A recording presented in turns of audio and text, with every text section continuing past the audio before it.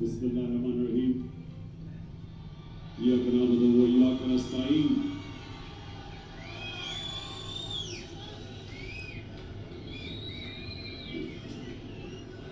मेरे पाकिस्तानियों,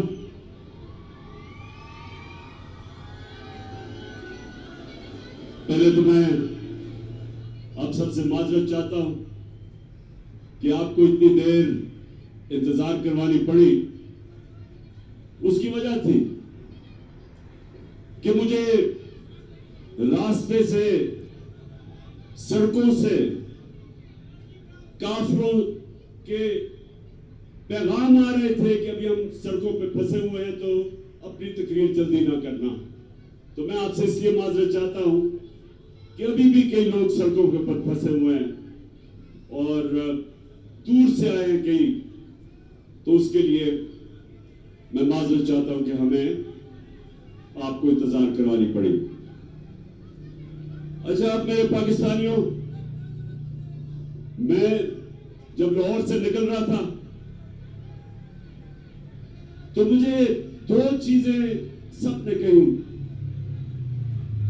कि जी आपकी इस वक्त टांग की वो हालत नहीं है कि आप ट्रैवल कर सकें और मुश्किल है, गाड़ी में घुसना चढ़ना मुश्किल है इस वक्त, और इंशाल्लाह 3 महीने और लगेंगे जब तक ये ठीक नहीं होती। लेकिन दूसरी चीज भी कहते हैं, और उससे भी ज्यादा लोग, कि आपकी जान को खतरा है। और वो लोग, वो 3 लोग, वो 3 मुजरिम जिन्होंने मुझे ये पूरी साजिश करके कत्ल करने की कोशिश की, वो अभी भी बड़े बड़े ओहदों पे बैठे हुए हैं। तो मुझे कहा गया कि वो फिर से वारदात करेंगे,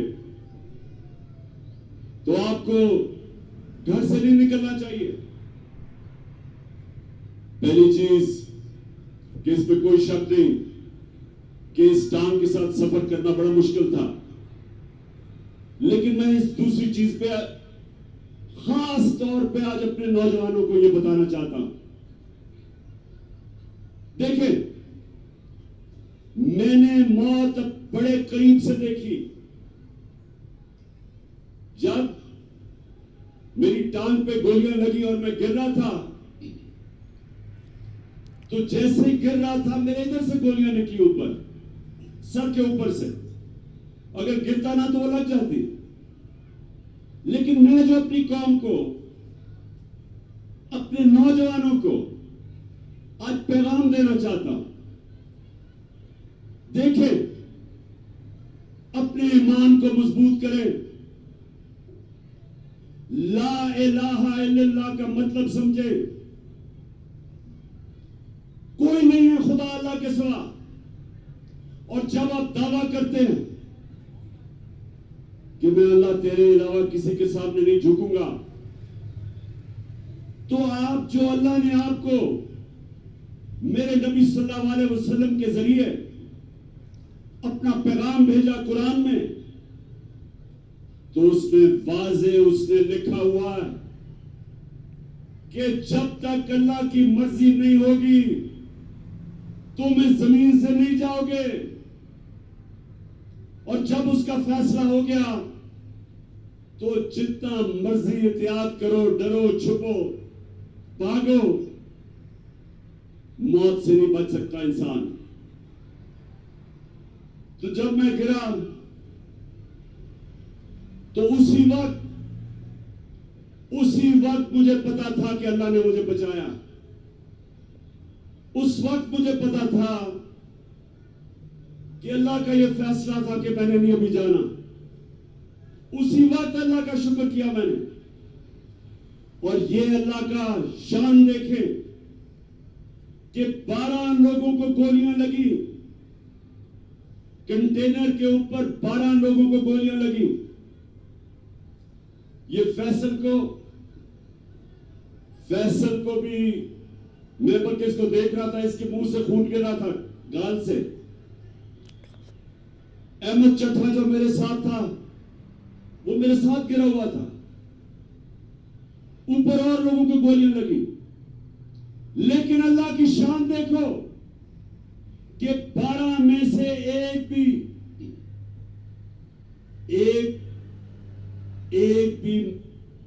अल्लाह को प्यारा नहीं हुआ, सब बच गए। एक गार्ड को 6 गोलियां लगी, सब गोलियां ऐसी थी कि वो बच गया।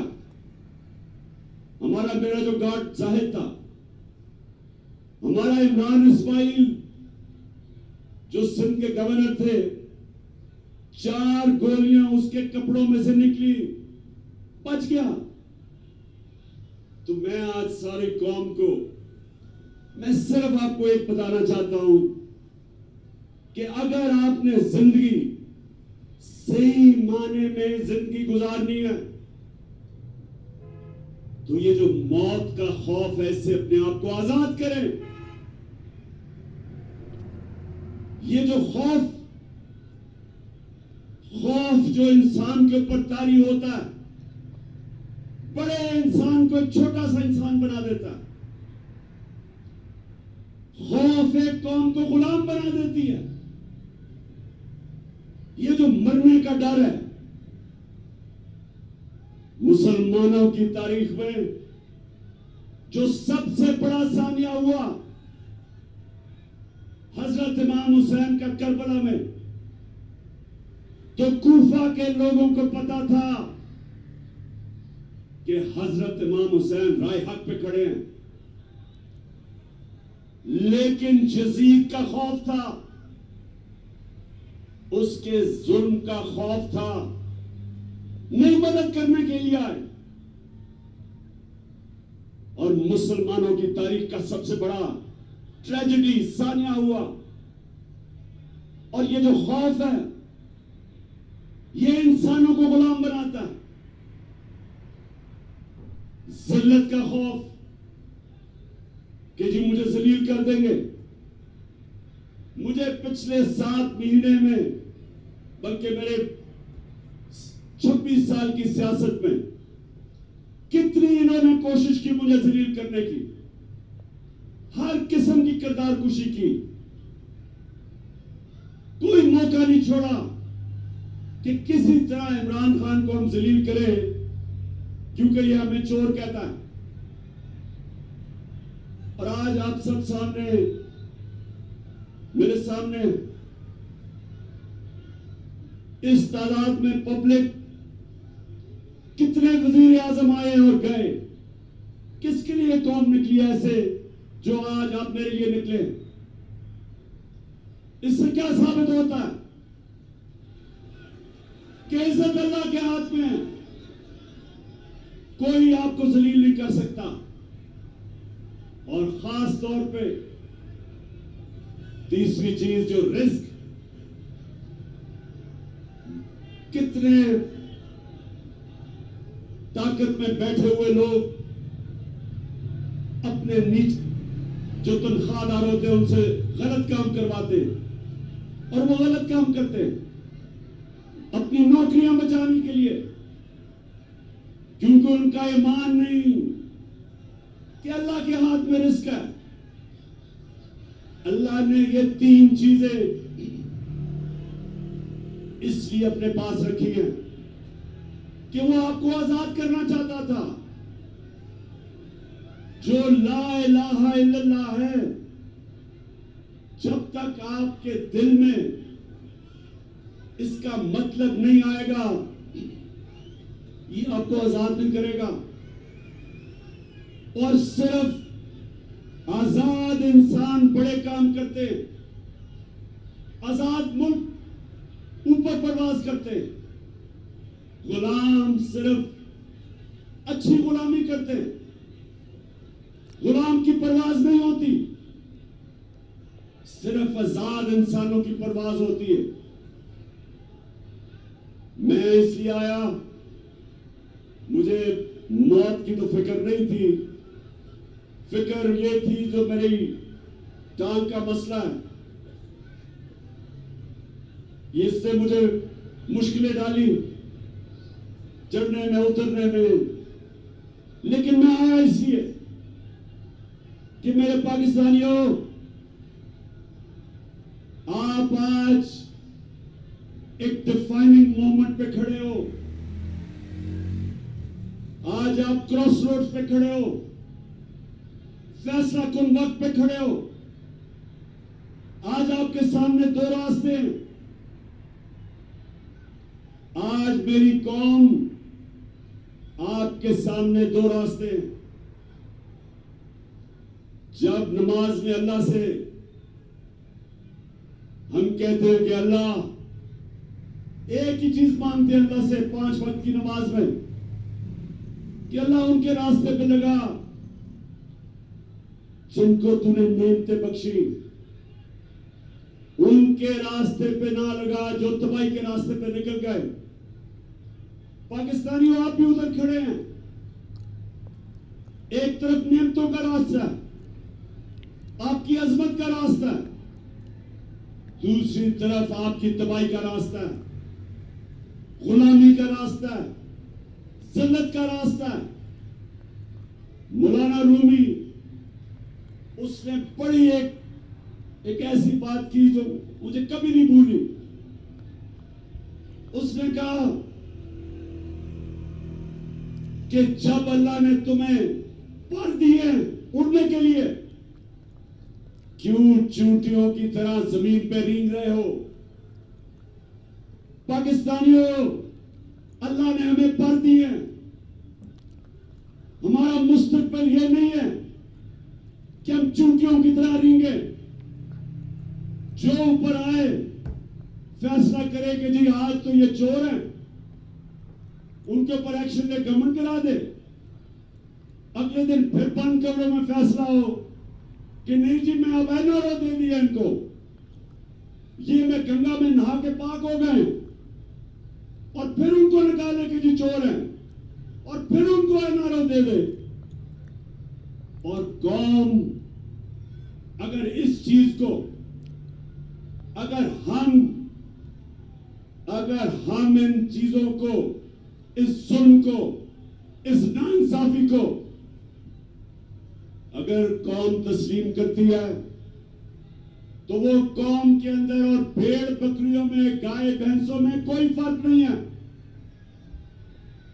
इंसान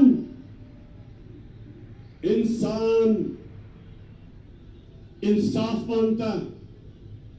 इंसानी माशरे में और जानवरों के माशरे में फर्क ही एक है। जानवरों के माशरे में इंसाफ होता है, जानवरों के माशरे में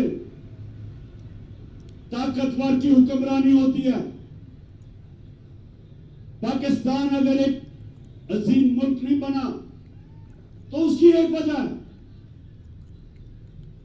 कि हमारे मुल्क में कभी भी कानून की हुक्मरानी नहीं आई, ताकत की हुक्मरानी, जंगल का कानून रहा।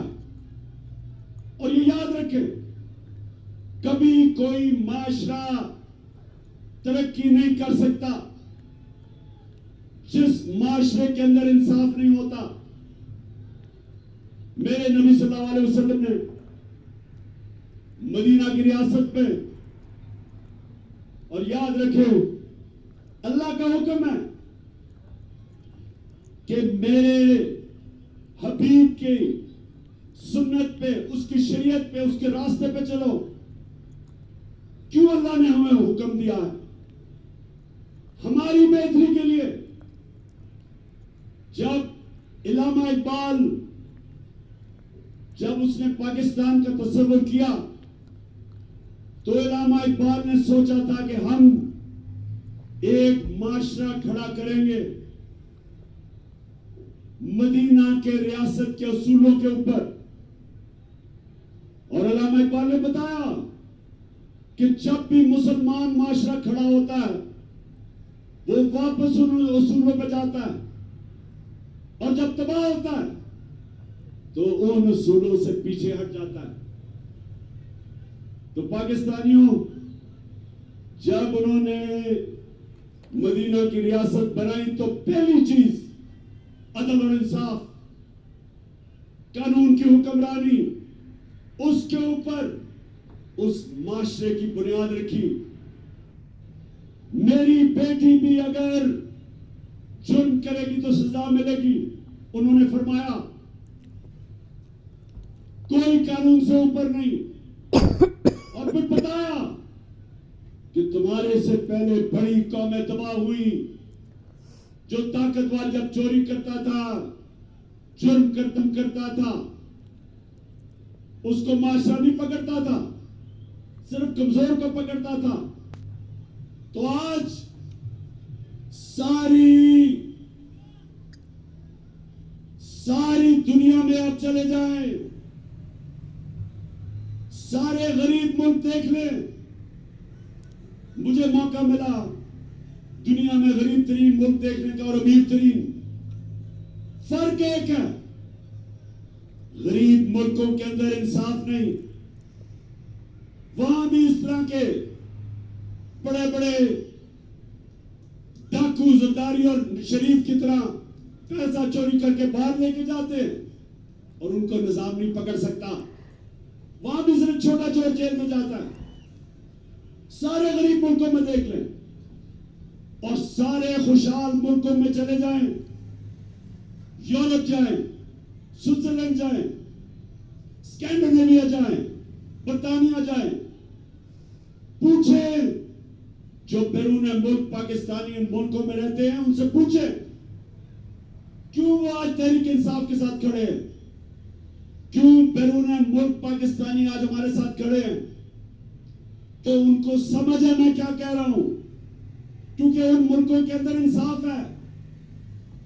यहां से जाके वह पैसा बनाते हैं,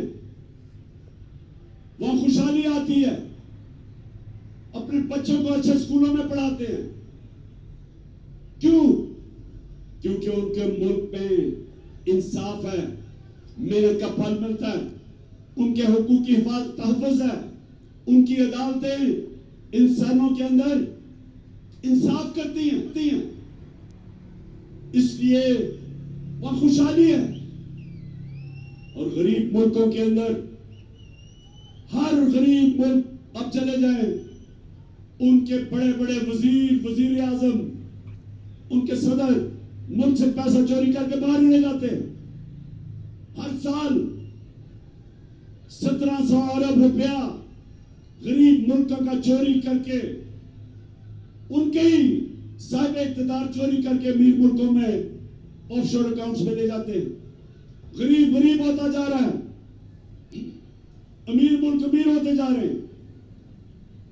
तो पाकिस्तान अगर आज इन हालात में है, इसकी ये वजह नहीं कि वसाइल की कमी है, इसकी वजह ये कि हमने शुरू से ही कानून की हुक्मरानी नहीं की। मार्शल लॉ आता था तो वो कानून तोड़ के आता था, ताकत की हुक्मरानी थी, वो कानून से ऊपर थे। लेकिन ये जो दो खानदान जिन्होंने 30 साल इस मुल्क पे हुकूमत की, इन्होंने भी कभी मुल्क के इदारों को मजबूत नहीं होने दिया। ये भी जब आते थे तो बजाय इदारों को मजबूत करते, कानून की हुक्मरानी लेके आते, इन्होंने भी आते साथ ही इदारों को कमजोर किया, क्योंकि करप्शन नहीं हो सकती थी जब तक इदारे कमजोर ना हो।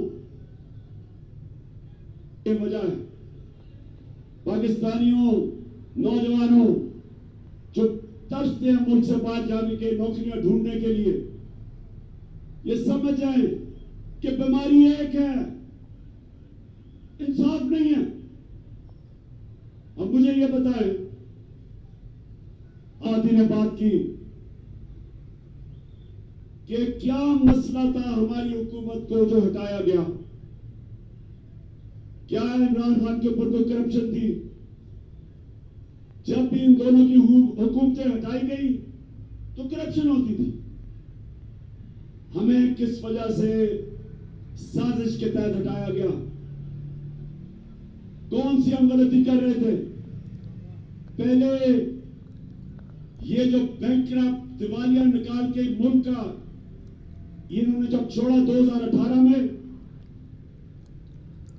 पाकिस्तान की तारीख का सबसे बड़ा बैरूनी खसारा $20 अरब। हमने मुल्क संभाला, बैरून मुल्क मैं गया, हमारे दोस्त ममालिक से पैसे लिए, शर्म आई मुझे। मैं ये भी आपको बता दूं कि मेरे 3.5 साल में सबसे ज्यादा शर्मिंदगी होती थी जब हमें जाके मुल्क के लिए पैसे मांगने पड़ते थे। शौकत खानम के लिए मैं 30 साल से पैसे इकट्ठे कर रहा हूं, नवल यूनिवर्सिटी के लिए, लेकिन मुझे शर्म नहीं आती थी क्योंकि मैं अपने लोगों से पैसे इकट्ठे कर रहा हूं अपने मुल्क की यूनिवर्सिटी या अस्पताल के लिए, लेकिन किसी और से अपने मुल्क के लिए पैसे मांगना ये मेरे लिए सबसे ज्यादा बायस शर्म थी। और इसलिए कि इन चोरों ने 4 गुना ज्यादा कर्जा चढ़ाया 10 सालों में, हम 8 से और 18 के बीच में। तो पहले हमने मुल्क संभाला, फिर कोरोना आ गया, दुनिया में तबाही मचाई उसने। 1 सदी में